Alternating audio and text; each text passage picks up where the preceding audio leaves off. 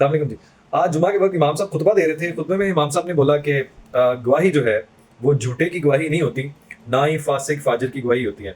तो मुझे सबसे पहले ख़्याल आया कि ये इशारा जो है, वो नियाज़ी साहब की तरफ क्यों कर रहे हैं कि इनकी गवाही कहाँ ज़रूरत है, ना इनके हक़ में गवाही कोई ऐसी कबूल होनी है, ना ही इनकी अपनी कोई गवाही कबूल होनी है।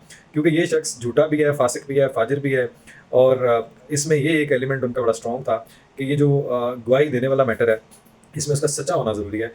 तो इन्होंने तो सारी ज़िंदगी झूठ बोला है। तो इनके केसेस में और फैज़ हमीद के मामलात में जो केसेस का मैटर जुड़ चुका है, इसमें तो सिवाय झूठ के और कुछ निकल ही नहीं रहा।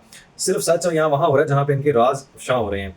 तो ये बात करते हुए आपको ये बताना भूल गया कि जिन्होंने अपनी ही पार्टी के इंट्रा पार्टी इलेक्शन के लिए दरख्वास्त दी हुई थी रोकने के लिए, वो उन्होंने पिटीशन पे उड़ा के बाहर फेंक दी और फैसला जारी कर दिया है कि जनाब इलेक्शन की जो मुलतवी करने का मामला है, ये नामुमकिन है। ये आपको करवाने ही पड़ते हैं। और इसी वजह से ही हालाँकि इनसे बल्ले का निशान छिना और इन्हीं हरकतों की वजह से क्योंकि महात्मा साहब अंदर हैं, इसकी वजह से जनाब अभी कोई चेयरमैन और हम नहीं रख सकते किराए के लिए।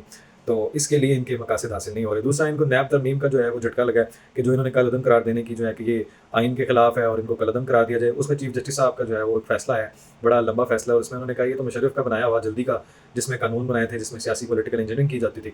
तो इसको भी उन्होंने उड़ा के बाहर फेंक दिया है। यानी यहाँ पे कानून चलेगा, इंसाफ चलेगा और बात मेरिट पे चलेगी। इस दौरान अगर दरमियान में कोई महात्मा साहब अपनी कोई लुच तलते हैं और उसका जो है वो हमारे मुल्क के साथ जो सियासी इंजीनियरिंग या पॉलिटिकल इंजीनियरिंग या कोई मैनोवरिंग करने वाली बात या अपने मकासद हासिल करने के लिए, तो ऐसा कोई असरअंदाज नहीं होगा। ना इनके धरने चलेंगे, ना इनकी ये जो अपने आप को चे गेवेरा समझते हैं, ना ही कोई अपने आप को जो ये रेवोल्यूशनरी जो लीडर समझ रहे हैं, ऐसा कुछ भी नहीं होना। तो इसलिए महात्मा साहब को एक और झटका सबसे इम्पोर्टेंट वहाँ से लगा है जब इनको ये समझ आ चुकी है कि डीजीआईएसपीआर ने खुला फैसला बता दिया है कि जनाब महात्मा साहब का ट्रायल होना है और ये होना नागुज़ीर है।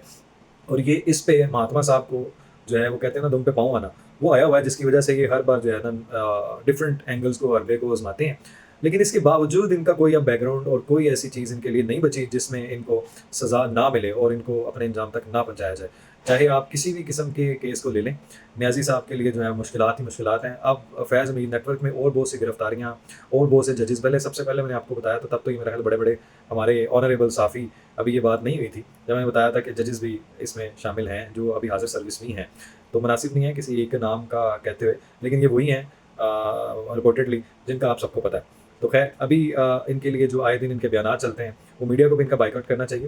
ये जो आए दिन जो है इंतशार और कोई ना कोई ऐसी सियासी बात फेंकते हैं, जिससे जो है वो कोई ना कोई गैर मुस्तहकम हरकत हो या कोई भी इंस्टेबिलिटी की तरफ कदम जाए। और ये कर लें 8 सितंबर का भी जलसा करके देख लें, इनको पता चल जाएगा। क्योंकि वो कहते हैं ना अब तो सिर्फ ठुड्डे, मुक्के, थप्पड़ और चपेड़ों तक और बातें आगे तक चली गई हुई हैं, तो अब सिर्फ सज़ा और सिर्फ और सज़ा ही होनी है।